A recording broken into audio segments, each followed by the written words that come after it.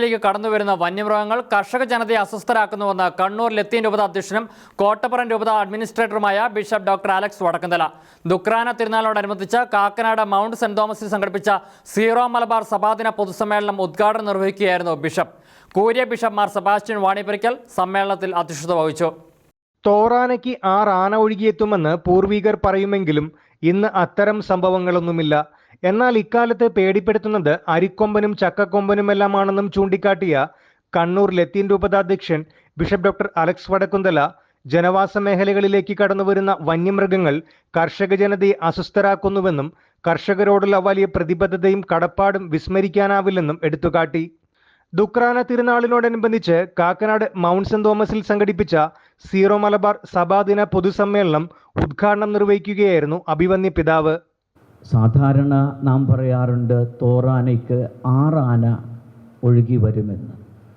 ഇന്ന് അങ്ങനെയുള്ള മഴയൊന്നും കാണുന്നില്ല, ചിനുങ്ങി പെയ്യുന്ന ചെറുമഴ മാത്രം. പക്ഷേ ഈ കാലഘട്ടത്തിൽ ഇങ്ങനെ 6 ആനയ്ക്ക് പകരം നമ്മെ പേടിപ്പെടുത്തുന്ന ഇങ്ങനെ അരിക്കൊമ്പനും ചക്കക്കൊമ്പനും അതുപോലെ തന്നെ കാട്ടുപോത്തും കാട്ടുപന്നിയുമൊക്കെയാണ്. വനത്തിൻ്റെ സമീപത്ത് മാത്രമല്ല നഗരത്തിലും നഗരപ്രാന്തങ്ങളിലും ഇറങ്ങി ഓടി എത്തുന്നത്. അത് നമ്മുടെ ജനങ്ങളെ തീർത്തും അസ്വസ്ഥരാക്കുന്നു. വളരെ പ്രത്യേകമായി നമ്മുടെ കർഷകരെ, അവരോടുള്ള വലിയ ഒരു പ്രതിജ്ഞാബദ്ധത ഈ കേരള കത്തോലിക്ക സഭയ്ക്കുണ്ട്. മണിപ്പൂർ വിഷയത്തിൽ കേന്ദ്ര സംസ്ഥാന സർക്കാരുകൾ തുടരുന്ന മൗനത്തെ ബിഷപ്പ് അപലപിച്ചു. അതേസമയം മുറിവേറ്റ ജനതയ്ക്ക് ദൈവം എക്കാലവും സമീപസ്ഥരാണെന്നും വ്യക്തമാക്കി. അവിടുത്തെ ഭരണാധികാരികളുടെ മൗന അനുവാദം ഇതിൻ്റെ പിന്നിലുണ്ടെന്നുള്ളതിന് പകൽ വെളിച്ചം പോലെ വ്യക്തമാണ്. കേന്ദ്ര നേതൃത്വവും എന്തുകൊണ്ട് ഇടയ്ക്കിടയ്ക്കൊന്ന് സന്ദർശിക്കുന്നുവെന്നല്ലാതെ ഇതിനെ പറ്റിയുള്ള ഒരു വ്യക്തമായ തീരുമാനം എടുക്കുന്നില്ല എന്നുള്ളതും വാസ്തവം. അക്രമികളുടെ കയ്യിലിരിക്കുന്ന ആയുധം എവിടെ നിന്നുകൂടെ ശരിക്കും പരിശോധിക്കണം. ഈ ആയുധം എങ്ങനെ അവരുടെ കയ്യിലെത്തിയെന്ന് അന്വേഷിക്കണം. ആരംഭകാലം മുതൽ പ്രതിസന്ധികളുണ്ടായപ്പോൾ സഭ തളരാതെ മുന്നോട്ടു പോയത് മാർത്തോമാ ശ്ലീഹ പകർന്നു നൽകിയ വിശ്വാസ തീഷ്ണതയാലാണെന്നും അതിനാൽ തന്നെ സീറോ മലബാർ സഭ കൂടുതൽ ഊർജ്ജസ്വലതയോടെ മുന്നോട്ടു പോവുകയാണെന്നും അധ്യക്ഷത വഹിച്ച കൂരിയ ബിഷപ്പ് മാർ സെബാസ്റ്റ്യൻ വാണിയപ്പുരയ്ക്കൽ പറഞ്ഞു.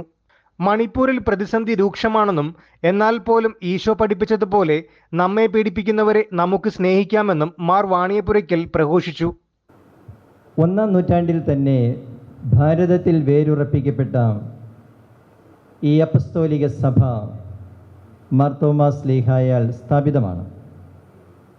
ആരംഭം മുതൽ ഇന്നുവരെ പ്രതിസന്ധികളും വെല്ലുവിളികളും അഭിമുഖീകരിച്ചിട്ടുള്ള ഈ സഭ തളരാതെ നിലനിൽക്കുന്നത് ഈശോയോട് കൂടി മരിക്കാൻ നമുക്കും പോകാം എന്ന് സഹശിഷ്യന്മാരോട് ആഹ്വാനം ചെയ്യുകയും 1951 വർഷം മുമ്പ് മൈലാപ്പൂരിൽ വെച്ച് രക്തസാക്ഷിയാവുകയും ചെയ്ത തോമസ് ശ്ലീഹായുടെ മാധ്യസ്ഥ്യ ശക്തി മൂലമുള്ള ദൈവാനുഗ്രഹം ഒന്നുകൊണ്ട് മാത്രമാണ്.